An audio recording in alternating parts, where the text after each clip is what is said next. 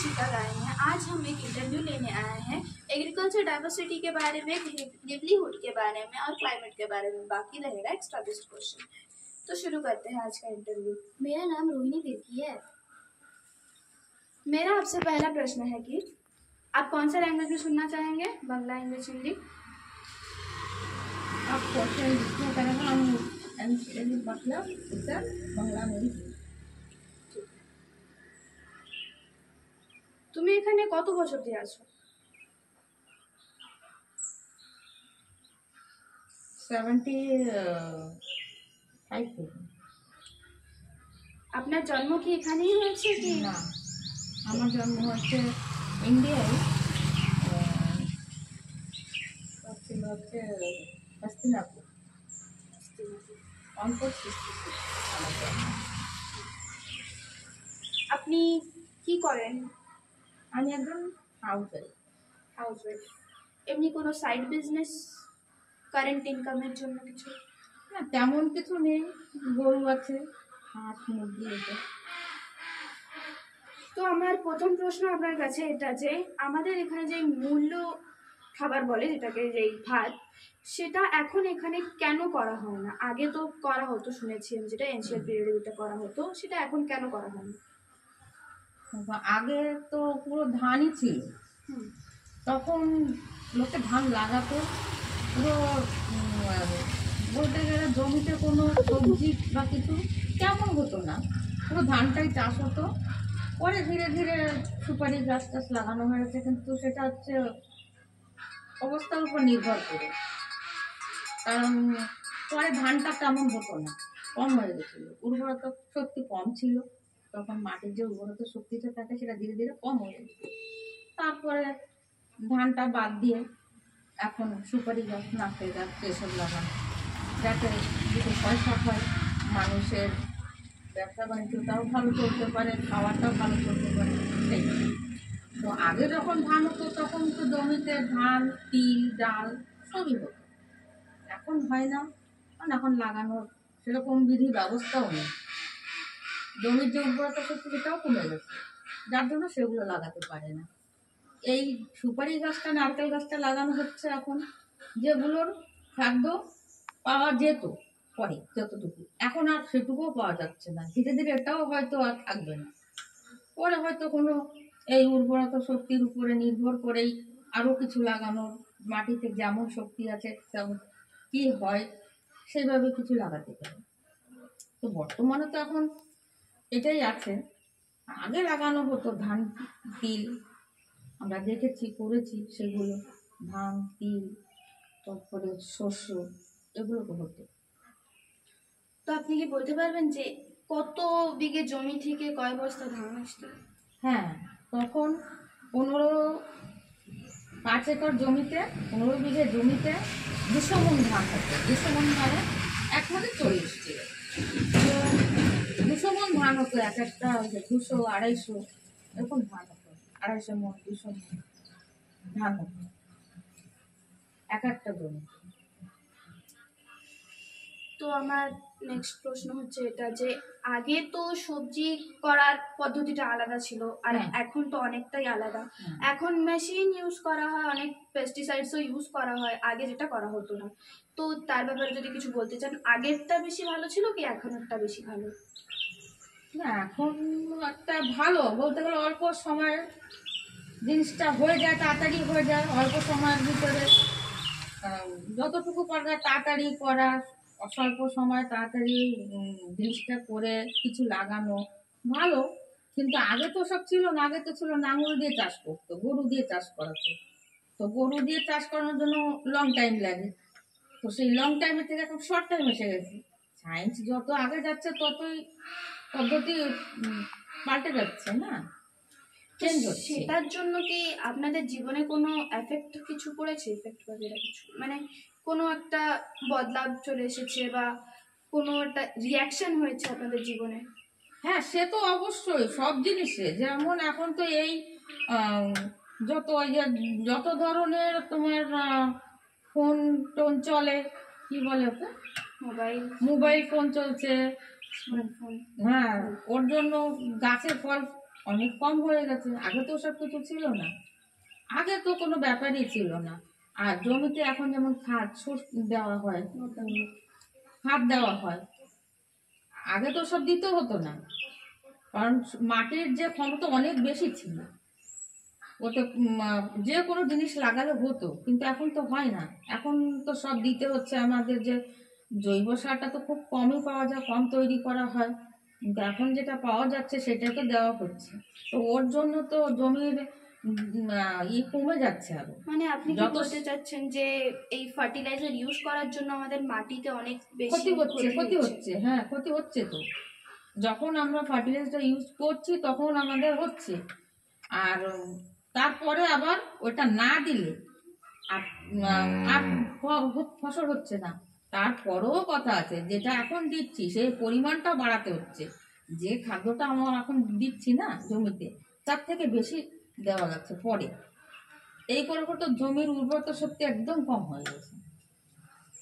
আচ্ছা, তো আমার নেক্সট প্রশ্ন হচ্ছে এটা যে আগে এরকম কোনো গাছ যেটা এখানে আশেপাশে ভরা থাকতো সেটা আর এখন দেখতে পাওয়া যায় না।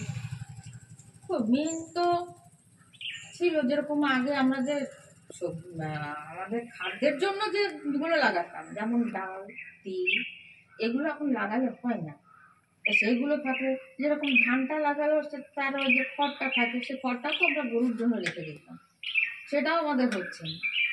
তারপরে হচ্ছে এই পেঁপে গাছগুলো যেগুলো এমনি হতো, বিচি ফেললে সেগুলো হতো, এখন তো সেটা দেখাই যায় না। মানে এখন না লাগালে কিছুই হয় না, যে একটা বীজ ফেলে দিলেই হবে সেরকম হয় না। আগে যে কোনো বীজ একটা ফেলে রাখলে তার একটা চারা বেরোতো, কিন্তু এখন সেটা আর হয় না। আপনার কাছে একটা প্রশ্ন আছে, সব পিপল গাছ কি ভগবানের পুজোর জন্যই ইউজ করা হয় বা অন্য কোনো গাছের জন্য ইউজ করা হয়? না, সব পিপল গাছ পুজোয় লাগে, এবার সব পিপল গাছের তো লাগে না। না, ওই গাছটার এরকম কোনো বিশেষ কারণ আছে যে যার জন্য ওটাকে পুজো করা হয়, সেই কারণটা যদি একটা একটা গাছের একটা একটা গুণাবলী তো আছেই। তা একটা পিপল গাছের মতলব বাংলায় বট গাছ বলে, তো একটা বট গাছের থেকে যে আমরা প্রচুর পাই, অনেক কিছুই পাই, অনেক যেমন কি কিছু? প্রথমত তো দেখো, একটা রাস্তার পাশে একটা বট গাছ থাকলে তার একটা ছাওয়া পাওয়া যাচ্ছে, মেন একটা ছাওয়া পাওয়া যাচ্ছে, বটের ছাওয়াটা শান্ত, খুব ভালো। তারপর হচ্ছে ওটা দিয়ে আমাদের কত পুজো পার্বণ হচ্ছে, আমরা আমাদের হিন্দু সমাজে, আমরা সনাতন ধর্ম, তা আমাদের ওগুলো দরকার। তো বট গাছের পাতা দিয়েও আমরা কাজে লাগাচ্ছি, ডালটা কোনটা না কাজে লাগাচ্ছি। বট গাছটা মেন হচ্ছে আমাদের জন্য, নিম, বট এগুলো খুব ভালো জিনিস। তো এবার আমি একটু ক্লাইমেটের দিকে যাচ্ছি, যে আগের টেম্পারেচার মানে আগের তাপমান আর এখনের তাপমানের ভিতরে কোনো ডিফারেন্স, কোনো ডিফারেন্স প্রচুর। যদি আপনি বলতে। আগে বলতাম আমরা যে নাতিশীতোষ্ণ বলতে গেলে না ঠান্ডা না শীত এখানে ছিল, কিন্তু এখন আর ওটা নেই। এখন প্রচুর গরম, তাপমাত্রা তো অনেক বেশি হয়ে গেছে আগের থেকে। তারপরে বর্ষা যখন আসতে তো হচ্ছে, কোনো বছর হচ্ছেই না, কোনো বছর বেশি হচ্ছে, এরকম হচ্ছে। আগে যে বর্ষা রোদ সমান ছিল সেটা এখন আর হয় না, যখন তখন বর্ষা, যখন তখন, মানে বর্ষা হলেও বলতে গেলে হয়তো বেশি হয়ে যাচ্ছে, না হলে কম হচ্ছে। এবার আমি আপনাকে একটা প্রশ্ন করতে চাই, যে এই আগে তো শুনেছি এখানে অনেক পশু পাখি দেখা যেত, এবং কি মানে যেটাকে শুয়োর বলা হয় বাংলায় পিগ, সেটা বাংলায় মানে বাংলায় শুয়োর বলা হয়, সেটা ঘরের আশেপাশ থেকে ঘুরে যেত, আর এখন তো সেটাকে দেখাই যায় না এইভাবে।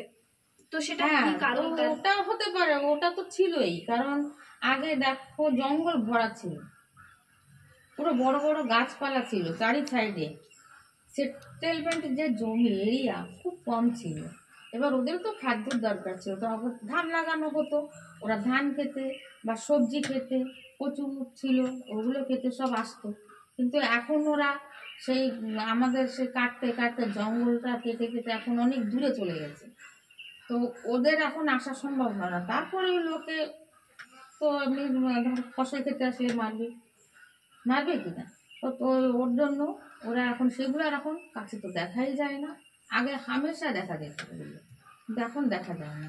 কারণটাও হচ্ছে ওই জনবসতি বেশি হয়ে গেছে, এরিয়া পরিষ্কার হয়ে গেছে। আমাদের যে এরিয়া আমরা থাকি এখন পুরো পরিষ্কার, ওরা এখন ঢুকতেই পারে না, তাই ওরা এখন গভীর জঙ্গলের দিকে চলে গেছে। আপনি যেটা বললেন সেটা হচ্ছে একটা এনক্রোচমেন্ট, যেটাকে বলা হয় যে ফরেস্ট এনক্রোচমেন্ট। সেটাকে রোকানোর জন্য কিছু যদি ডিমান্ড করতে চান সেটা আপনি করতে পারেন। না, ফার্স্ট তো আমাদের গাছপালা কেটে তো একদম শেষ হয়ে গেছে। আর ওর জন্য আমাদের যে গাছপালা থাকলে হয় কি, আমাদের বর্ষাটা ঠিক মতো বা আমাদের যে আবহাওয়াটা মানে আমাদের অক্সিজেনটা আমরা ভালো পাই। কিন্তু এইটা তো এখন আর হচ্ছে না, এখন তো গাছপালা কেটে একদম পরিষ্কার করে দিয়েছে। এতে তো আমাদের ক্ষতি ছাড়া তো লাভ হচ্ছে না, আমাদের তো ক্ষতিই হচ্ছে এতে। পুরো ইনক্লুজ করে কেটে সব গাছপালা নষ্ট করা মানে হচ্ছে, আমি চাই যে এটা বন্ধ হোক। তো আপনি কি বলতে পারবেন যে আর কে পুরে সেটেলমেন্ট কবে থেকে শুরু হয়েছে, কোন সাল থেকে বা কোন দিন? না, আমার সঠিক নলেজে নেই, তবুও বলবো এটা 70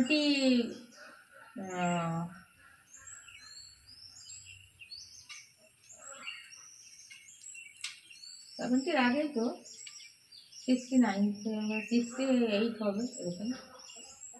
আপনি কি বলতে পারবেন আগের ক্লাইমেট আর এখনের ক্লাইমেটে কি ডিফারেন্স আছে? হ্যাঁ, আগের ক্লাইমেট বলতে গেলে বর্ষার একটা সময় ছিল যে এই টাইমটায় বর্ষা হয়, জুন জুন জুলাই এই সময় একটা বর্ষা ছিল। এখন তো সেই টাইম টেবিল হিসাবে আর বর্ষা হয় না, এখন তো 12 মাস বর্ষা। তারপরে রোদটা এখন তো পাওয়াই যায় না, যখন খুশি রোদ যখন খুশি বর্ষা এরকম। ক্লাইমেট অনেক চেঞ্জ হয়েছে। আগে শীতটা হতো না এখানে, তবে ধীরে ধীরে শীতটা এখন এসে গেছে। আন্ডামানে শীত বলতে গেলে বুঝতেই নেই কেউ, কিন্তু বর্তমানে শীত গরম সবকটাই এসে গেছে। তার কারণটা কি বলতে পারবেন, কেন এইভাবে চেঞ্জ হচ্ছে ক্লাইমেট? ক্লাইমেট চেঞ্জ হচ্ছে, ওটা তো গাছপালা কাটা, ক্লাইমেট তো চেঞ্জ হচ্ছে, কিন্তু যে কেন হচ্ছে সেটা তো আমরা সঠিকভাবে তো বলতে পারবো না। তবে যতটুকু অনুমান বুঝি ততটুকু হিসাবে গাছপালা কেটে যে শেষ করে দিচ্ছে না, তো সেই হিসাবে আবহাওয়ার উপরে ডিপেন্ড করে সব কিছু। আমরা এখানে দেখতে পাচ্ছি আপনি অনেকই পশু পালেন। হ্যাঁ, তো সেটার কারণ কি, আপনার কি কিছু প্রফিট হয় সেটা পেলে, বা আপনার কিছু লাভ যে এটা থেকে যার জন্য আপনি একজন পালেন? হ্যাঁ, প্রফিট তো অবশ্যই প্রফিট আছে, বা এটা দিয়ে আমার একটা ইনকাম সোর্স। এইটা আমি সার্ভিস করি না, তা যেহেতু এটা থেকে আমার একটা পয়সা বেরোয়, যা দিয়ে আমি সংসারও চালাতে পারি, এক্সট্রা কিছু রাখতে পারি। আপনি ওদের খাওয়ানটা কি? হাঁস, আমি হাঁস পালি, মুরগি পালি, ওদের ম্যাশ খাওয়ানো হয়, বাইরের খাবার। সেগুলো নানা কোথা থেকে হয়? এটা প্রবলেম থেকে আসে এখানে, আসার পরে আমরা যারা নিয়ে আসে তাদের কাছ থেকে কিনে নিয়ে ওদের খাওয়াই। তাতে আমাদের বলতে গেলে একটু ছাড়াও থাকে, ও সেই বাইরের খাবারটাও খায় এটাও খায়, ওদের হেলথও ভালো থাকে, আমাদের বিক্রিটাও ভালো হয়। আপনি এই বিজনেসটাই কেন চুজ করলেন যে আপনি এই হাঁস মুরগিটাই পালবেন? আর এটা না ঘরে বসে খুব কম কষ্ট করে করা যায়। আপনি কি এটা থেকে ইনাফ প্রফিট করতে পারেন? না, হ্যাঁ, আপনার সংসারটা চলে যাবে সেইভাবে হ্যাঁ, প্রফিট হ্যাঁ, করতে পারেন? হ্যাঁ, হ্যাঁ। তো আপনি ভাবো ওদের কোনো, যে মাঝখানে এসেছিল কোনো একটা বিমারি যেটা থেকে সব মুরগি একদম মরে যাচ্ছিল, মাঝখানে তো মুরগি পাওয়াই যাচ্ছিল না, সেই বিমারি থেকে আপনি বাঁচানোর জন্য ওদের কি খাইয়েছেন বা কোনো ওষুধ দিয়েছেন? হ্যাঁ, এটার জন্য বিমারি হয়, এটার জন্য প্রথমত হচ্ছে ওদের ডোজ দিতে হয়, বলতে গেলে মেডিকেলের সাহায্য নিতে হয়। তো তাদের কাছ থেকে ভ্যাকসিন এনে দিতে হয়।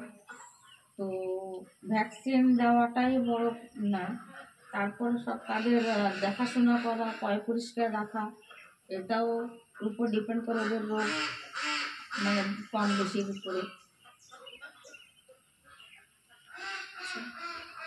তো আপনি এটা বলতে পারবেন যে এই যে সুপারি গাছ, নারকেল গাছ এগুলো লাগানো হয় সেটা কবে থেকে শুরু হয়েছে, ফিক্সড ক্রপিং যেটাকে বলে, হ্যাঁ, সেটা কবে থেকে শুরু হয়েছে? এটা হচ্ছে তোমার